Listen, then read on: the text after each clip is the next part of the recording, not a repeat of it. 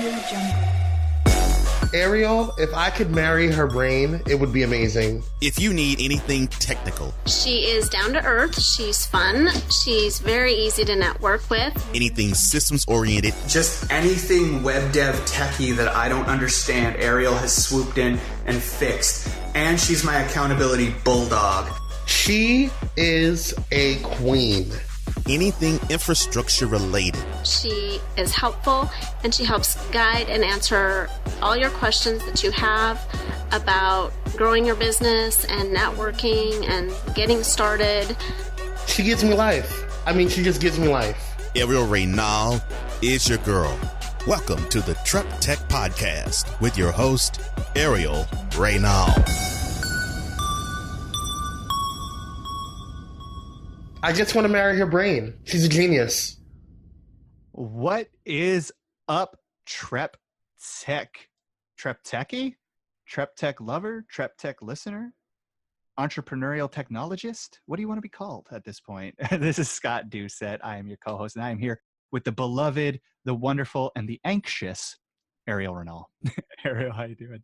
I'm good. It sounded like you were waiting for me to come in and disrupt you or interrupt you. Like a pattern interrupts. You start to expect them after a while, and now I'm back to being lulled into a false sense of security. Next week, you're like, I'm gonna talk slow to see if she comes in. I was taking a sip of water. I felt like the whole techie thing. I should be like a Trekkie. Speak like William Shatner during the whole thing. For those of you who are nerds and you like Star Trek, you'll completely understand what I meant by that. For those of you who are not, well, we don't like you anyway. No, I'm kidding. We're talking mental health this May, and for those of you who did not catch last week's episode, we talked about pressure. But this week, Airial brought something really big to the table that I think is important to talk about. Airial, what are we talking about? When pressure crosses the line into anxiety, true clinical anxiety. Ooh. Because I know I've ran into that myself. And just, getting anxious. I don't want to get too deep because people can listen to the Veteran Woman podcast where people share their stories about suicidal ideations, depression, PTSD, all of that. And if you look at the Rebel Revolution, my blog, you can see some of my stories about coping with my diagnoses. But I just want to talk about, for instance, to keep it a little light but real, getting anxious before a sales call. Oh, my heart used to race. There would be times that I would cancel because I'm like, oh my gosh. The whole day I'm thinking, oh my gosh, I got this sales call. I'm going to fuck it up. I'm going to say the wrong thing. What if they say no? I'm just going to cancel. And sometimes I would just make myself sick, literally, because I get so anxious that I'd be sick and I couldn't do it. So let's talk about that, because I'm pretty sure quite a few people go through that, especially when they have some kind of limiting belief or obstacle when it comes to selling. Yeah, no, I can agree with that because I've been selling for years now and I still get into that mode. Whenever I have to go for, my usual price points, if I ever raise my prices, I get anxious about pitching that price for the first time. Or if I'm going after a big freelance job where it's a bigger price point than I'm used to pitching, I'll get really anxious about it. And I've noticed that over the years, no matter how prepared I think I am, there's always going to be a circumstance that makes me anxious, nervous. Okay, now explain anxious from your point of view, anxiety from your point of view. Okay, so anxiety for me comes from a place of unknowing, not knowing, fear of unknown, okay? And the way anxiety has manifested itself in me, it's both mentally and physically. So when I get anxious, and keep in mind, I've been battling anxiety since I was a child. I used to get anxious for school. I used to stay up until 4 a.m. crying my eyes out because I didn't want to go to school the next day because I was getting bullied, So that was a certain kind of anxious. That was an absolute fear type of anxious. But then, fast forward to my adult life. Let's say the rent is due next week and I don't have it. I don't know where that money is going to come from. And that not knowing starts to make my chest tight, starts to make my lungs hurt, starts to make my heart race, starts to make me feel physically ill, like I want to vomit. And it sends my mind into like this whirlwind of, well, how are you going to do that? How's it going to happen? What's going to happen if you don't? And it's just mile a minute in my head. Just, it never shuts up, right? Until the problem's solved, it doesn't stop, or I'm distracted by something. Right. Because So sometimes when people say anxious, I'm like, listen, I hope you're not just using that word lightly, because when I say I'm anxious or my anxiety is kicking in, it means like I feel I'm about to die. It's like impeding danger and doom. And like you said, my heart starts racing. I get shortness of breath. I start sweating. I get nauseous. And sometimes I just crash because I just cannot take it. And of course, I have to take my meds to calm me down.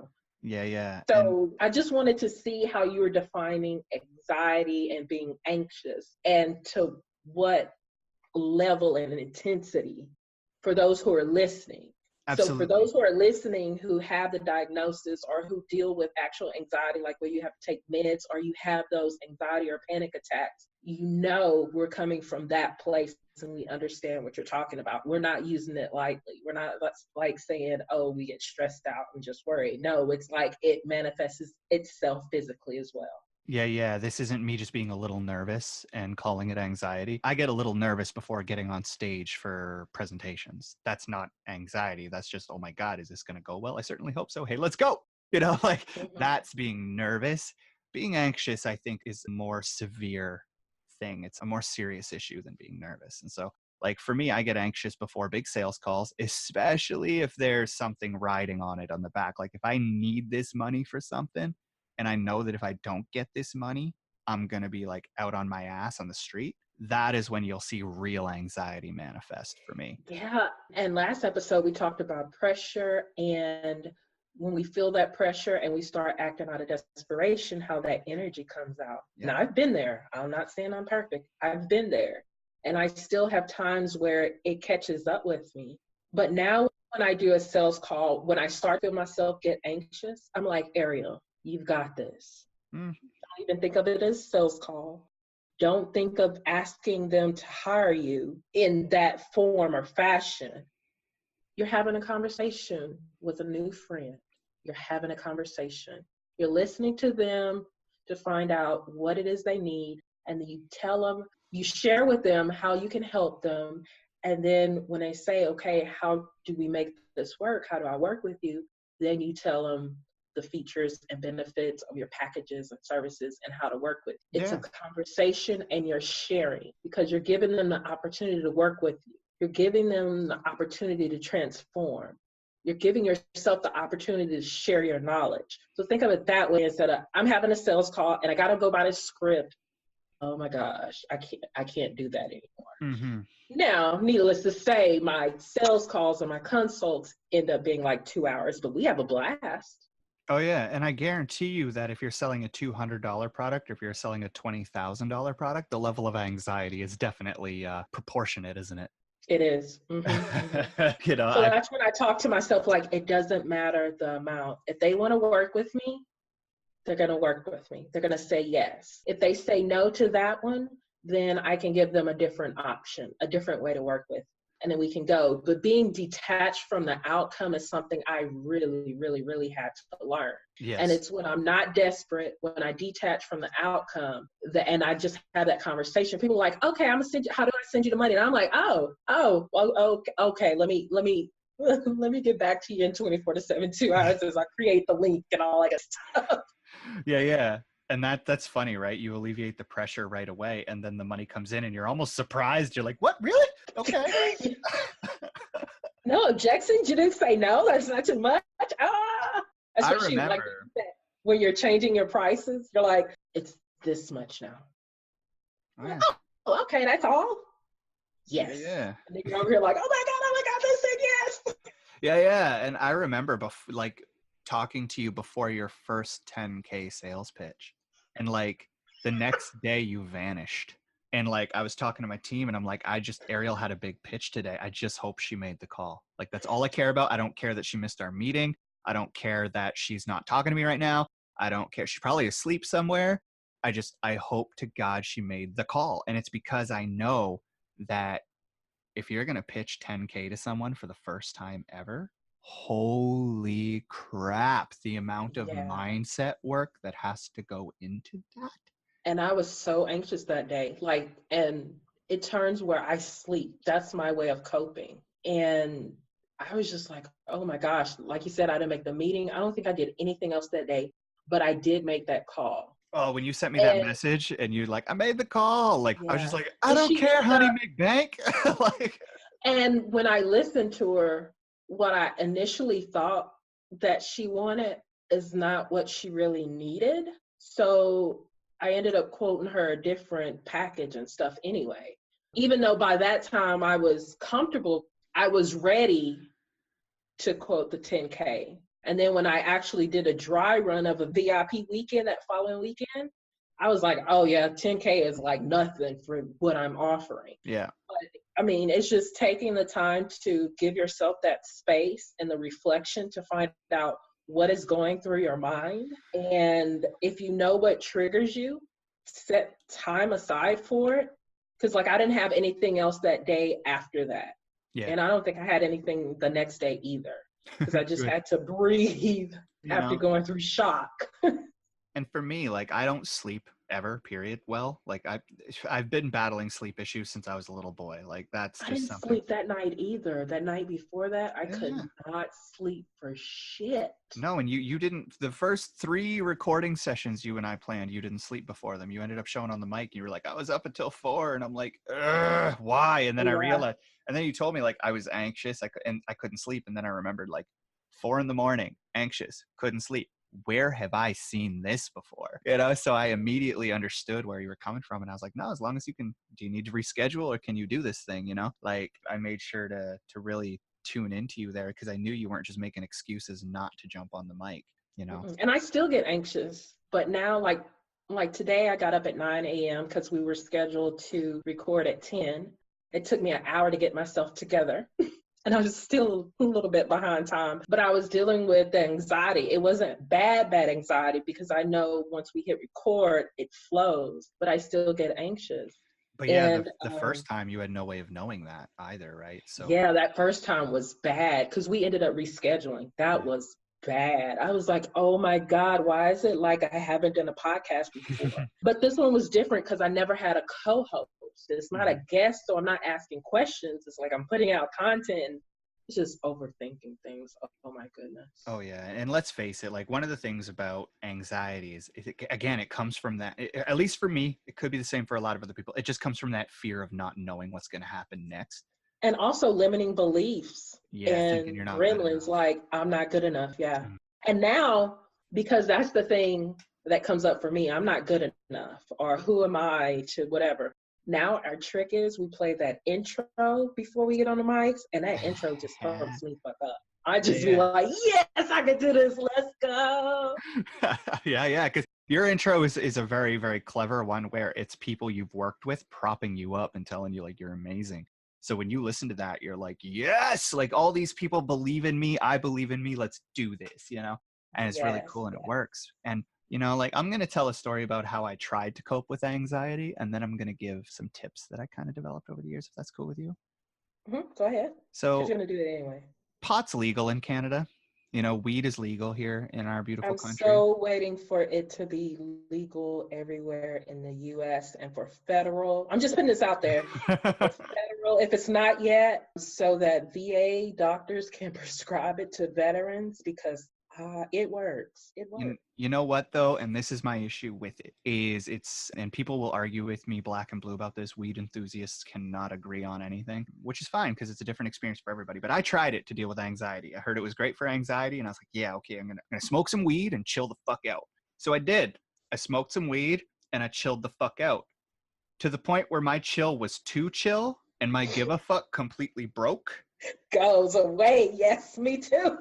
And I was getting on sales calls and confusing people because I couldn't put my thoughts together. And I was so relaxed that I hadn't prepared at all. And, you know, like I was the full on, like I was useless. That's how chill I was. That's when you learn to take just one puff. You dosage and time frame. Like if you know you're going to be high for like 5 hours and you have a sales call at 6, start at like 11 or 12, just. And so like, I heard that, like medicate, smoke a little weed and you won't, and it'll help your anxiety. But here's the issue is different strains do different things, and high THC levels, it's actually increases psychoactivity. Mm-hmm. So there were times where I'd smoke weed not knowing what I was smoking. And like the whole time leading up to the call, I'd be like, oh my God, you're going to forget things. They're going to know you're high. They're going to know this. They're going to know that. You're going to forget this. You're going to forget that. And like, I just constantly played on my own mind and made me paranoid.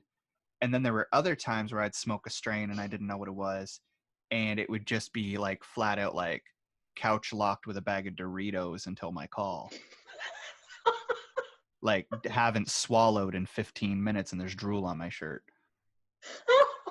So naturally I stopped and actually figured out how to do this without a crutch, without a vice, without medication. Now, keep in mind, I'm not diagnosed. It is not debilitating for me anymore like it was when I was a kid. Because when I was a kid, they had me on Ativan, to calm down. But as I got older, I learned how to cope. And I'd like to share some of those coping strategies if that is cool with you. Please, please, please. Number one is know it's coming. Know it is coming.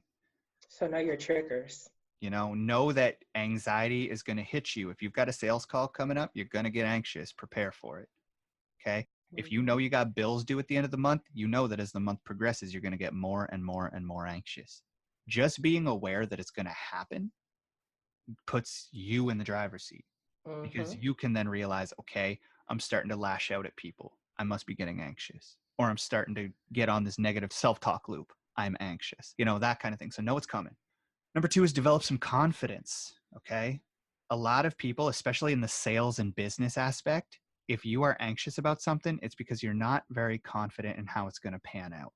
How do you do that? Well, Airial mentioned something really big. Every time she gets on these mics, it's less and less nerve-wracking. The first time she had to cancel. The second time she got on the mics, but she was awake till 4. This time she had to take an hour beforehand. So you can see it's getting better and better as she gets more used to it, because there's less unknown, because she's developing confidence in herself, in the show, in me as a co-host, in the process. Like the process is becoming something she can trust. And something else that I do is journaling. I write down like, why the fuck am I tripping out right now? Mm-hmm. And I look and say, is it because it's something that I need to drop? Or is it because I'm stepping out of my comfort zone and I need to learn how to overcome this? Because sometimes it comes down to, I don't need to be doing this. It's causing me anxiety. I don't need to be doing it. Yep. And that's the thing. I was going to say, avoid the situation if you can, right?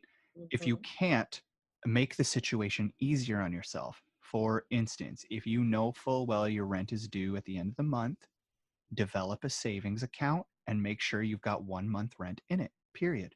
Always. That way, you've eliminated the need to get anxious about rent. Mm-hmm. Make sure you've got that little bit of paper tucked aside for that thing you need most, or make sure that, if you've got a big sales call coming up and you're about to pitch 10K, and you're confident that your services are worth 10K, call a friend and be like, hey man, don't call me, because I'll be like, holy shit, 10K? No, I'm kidding. But like, call someone and just say, hey, like someone who knows about what they're talking about. Don't call your mom, because she's going to basically tell you to go get a real job. At least that's what mine does. Not anymore, which is great. But, like, call someone. Like if I have a service, like Airial's been a client of mine, of Podcast Bays, I should say, of my teams for years now. If I'm going to offer a service, I'm going to reach out to her first, because she's a client of mine. She's going to know from a customer's point of view if it's worth it or not. Yeah. And just and knowing. I'll create something for you, and then I'm like, okay, how much would you pay me for that? And I usually say more than what you were going to charge anyway. Yeah. You're like, I'm going to charge $350, and I'm like, $500 minimum. Like, and that's the thing. It's like, it's if someone who is already paying you is willing to pay more for what you're about to do, you've got confidence then, right? So find ways to establish confidence, Find ways to pad the situation to eliminate the anxiety around it. Prepare yourself, be aware that it's coming. And then, of course, if it is so severe that it's debilitating, please, please, please always consider professional help, medication if that's what's required, and if you're comfortable with medication, things like that, because there are some things that you will need a hand with until you get a handle on it. But I've just found that knowing, preparing, alleviating some of the pressure on myself by setting my life up properly and then building confidence and asking a second opinion has gone a huge, huge way in making it so that I can actually run a business instead of running from my business. And then also be real about it. Like with my clients, well, most of my clients suffer from PTSD, anxiety, or depression. So they get it. So sometimes I've had where one of us will cancel and the other one's like, oh, thank goodness, because I wasn't feeling it today. Yeah, having that realness, that raw, just this is who I am, this is what I go through, helps. You know? I'll tell them like, I am feeling so anxious. I don't know what's going on. Or if I do know what the trigger is, I'll tell them and I'm like, okay, I'll make it up to you. And just finding a good flow for yourself so that you can relieve some of that stress that causes the anxiety. For instance, for me, I used to do coaching, like I would say every Wednesday or whatever me and the client decided. Now I tell my clients, especially my high level clients, here's my link to my calendar, schedule whenever. So they schedule at different times, but I'm not sitting there getting anxious because it's like Wednesday, 2 p.m. I have a call, so I can't sleep that Tuesday night because I'm waiting on that call and oh my God. I just go through so much. Yeah. That's just it, right? So, I mean, it's good to have just that, again, the awareness of it, right? You're very aware of your anxiety. So you're able to tell your clients, okay, this is what's going on right now, you know? Or if you see it coming a mile away, you can kind of prepare for it and let them know, like, you know, I'm about to crash. Yeah. Or in the case of like you and I didn't know you were anxious this morning, but you got over your shit before you got here because you knew it was coming. You could prepare for it. You could talk yourself off the ledge and then proceed as normal because this is going to benefit you and I and everyone else listening. The cause is bigger than you too, right? That helps. And then you also had the music ready to go. Yes. So you played it and I was like, yeah, let's do this. I'm gonna wait now. And one thing for me is like, I know a lot of people say, just push through it. And for a lot of people, that's really scary and it's hard and they think it's impossible. But having a reason bigger than me, you know, having Scotland, having Tor, having you guys, my team, having you as a business partner, having our audience, those are all things so much bigger than me. I'm one teeny tiny little piece of this puzzle. Yeah. But if I don't show up, all of these people get impacted by that.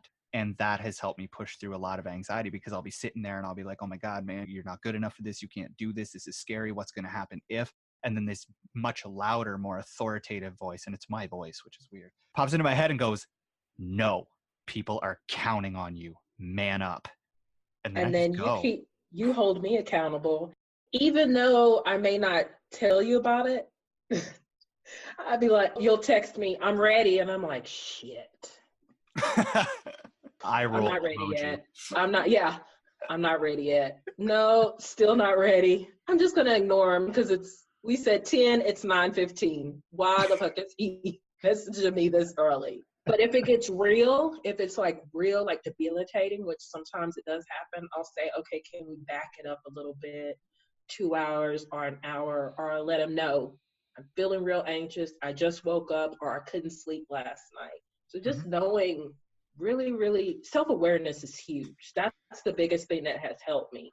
That's the biggest thing that has helped me cope because it's not that I don't go through stuff. I still go through shit, but usually I can get ahead of it. Like I went and did a VIP weekend with somebody. And by the time I made it home, I was like, I know I'm going to crash. I know I'm going to crash. And boom, I crashed. Well, yeah. And then I was just like, well, that figures because I was out peopling and talking to people and stuff for like 3 to 4 days straight. Okay, got it. Just adjust fire and keep going. Well, yeah, and there's only so long you can put yourself through certain situations before you need the break and you need the rest. And I think that's another thing with people with anxiety don't do. They don't allow themselves to rest because they, for some reason, think, oh, I shouldn't be feeling this way. I should be able to do this. I should be able to accomplish this. I shouldn't be anxious about this. Don't make yourself wrong. Don't make yourself wrong. I dealt with that. When Just I was first diagnosed with everything, I dealt with that. And I was mad and like grieving the old me, because old me could go out and party and just be around people all day, every day for days on end. Now I know if I go out in public and do something like what I call peopling, I know I'm going to have to take some time to myself when I get back home. And now instead of being angry and putting the pressure of the stigma on myself, I'm just like, I did peopling. I'm happy for myself. Woo-hoo. I yeah. not only got up and showered, got dressed, I went outside my house and I talked to people and I drove and all this. Fuck you. I did some amazing shit. Now I'm taking my 2 or 3 days. Well, yeah, and something a lot of people don't know about me, and this played into a lot of anxiety, and I'm not going to get into it in depth, but it's about the making yourself wrong thing, is I've been anxious about peopling for a long time, okay? Shortly after my 30th birthday, I actually found out that I have a social disorder. I'm not going to talk about what it is because I'm just not comfortable releasing that information, and that's cool. But for years upon years upon years, I made myself wrong for not being able to navigate social situations, only to find out in my 30s that I'm literally impaired in that manner. And you're And also introvert. do you know So that makes a how? difference too versus extrovert. Well, my introversion is caused by this social disorder. So if I didn't have this social disorder, I'd probably be the most flamboyant extrovert on the planet, I think. Do you Because think? I think so. And I'm extrovert. I still fall on an extrovert realm or spectrum, even though I used to be more extroverted. But now with anxiety and all that crap, I embrace introversion a lot more. So I'm able to sit at home by myself. I'm able to self-reflect the positive things of introversion. And I don't have to be around people or have people around me all the time. Yeah. Which at first, when I was all the way extrovert, I couldn't fathom going out somewhere by myself. I couldn't fathom sitting in the house by myself. Now I'm like, dude, you're talking too much, leave. But you also still recharge on people, I've noticed. Like if you spend too I much time do. alone, you start feeling some kind of way and you need to get out and meet people.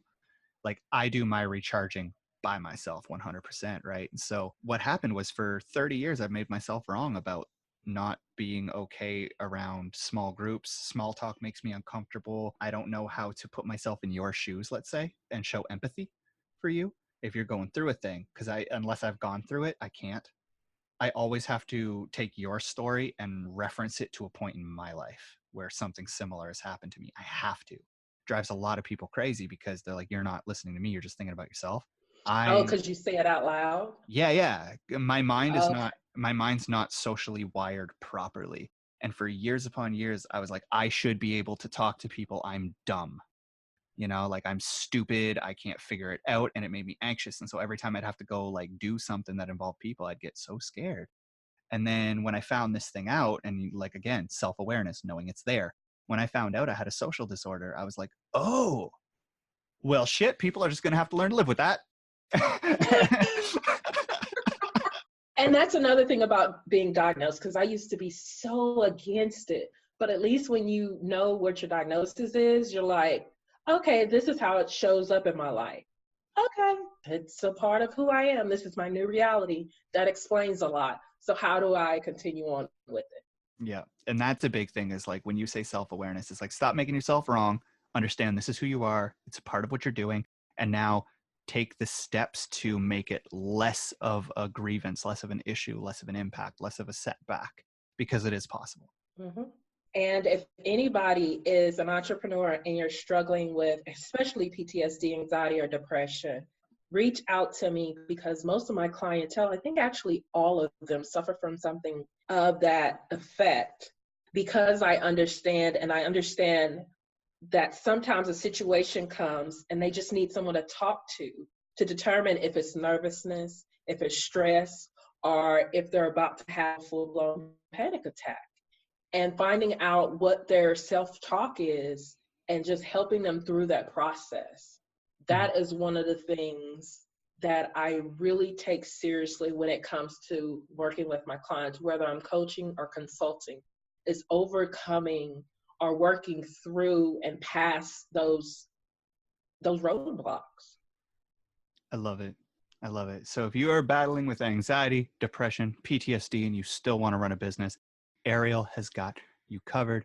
Reach out, and you can do so by checking out the show notes. There's links below to all of our stuff, and you can connect with Airial. If you connect with me, I probably won't know what to tell you. So you're better off connecting with Airial about that kind of stuff. And, just be real, be upfront, but most of all, just take a look at your life and think, how can I improve or make this less debilitating? And I can guarantee you there's answers for you. And again, stop making yourself wrong.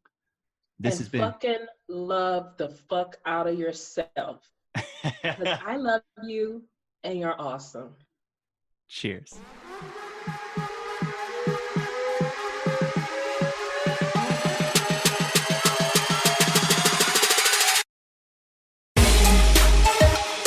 Thank you for tuning in to the Trep Tech Podcast. But if you like what you heard, go on to Apple Podcast and bring her a 5-star review.